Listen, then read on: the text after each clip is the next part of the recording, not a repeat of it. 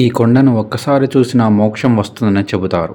ఎందుకంటే ఇది సాధారణ కొండ కాదు, స్వయంగా శివుడే. పంచభూత శివలింగాలలో అగ్నితత్వాన్ని సూచించే క్షేత్రం అరుణాచలం. తమిళనాడులోని అరుణాచలంలో ఉన్న ఈ పవిత్ర కొండను అగ్నిలింగంగా భావిస్తారు. ఒకసారి బ్రహ్మ విష్ణువుల మధ్య ఎవరు గొప్పవారు అన్న వాదన వచ్చింది. అప్పుడు శివుడు అనంతమైన అగ్నిస్తంభంగా ప్రత్యక్షమయ్యాడు. విష్ణువు వరాహ రూపంలో కిందికి వెళ్ళాడు. బ్రహ్మ అంశరూపంలో పైకి వెళ్ళాడు. కానీ అగ్నిజ్యోతికి ఆది అంతం ఎవరికీ కనిపించలేదు. ఆ అనంత అగ్నిస్తంభమే ఈరోజు అరుణాచల కొండగా మారిందని పురాణం చెబుతుంది. ప్రతి పౌర్ణమి రోజున లక్షలాది మంది 14 కిలోమీటర్ల గిరి ప్రదర్శన చేస్తారు.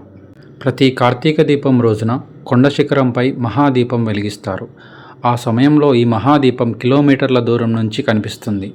ఆ క్షణంలో మొత్తం ఈ అరుణాచలం అగ్ని సముద్రంలా కనిపిస్తుంది. ఓం నమో అరుణాచలేశ్వరాయ నమః అని కమెంట్ చేయండి. మరియు ఈ వీడియోని లైక్ చేసి ప్రతి శివభక్తుడికి షేర్ చేయండి. నెక్స్ట్ పార్ట్లో వాయులింగం గురించి తెలుసుకుందాం.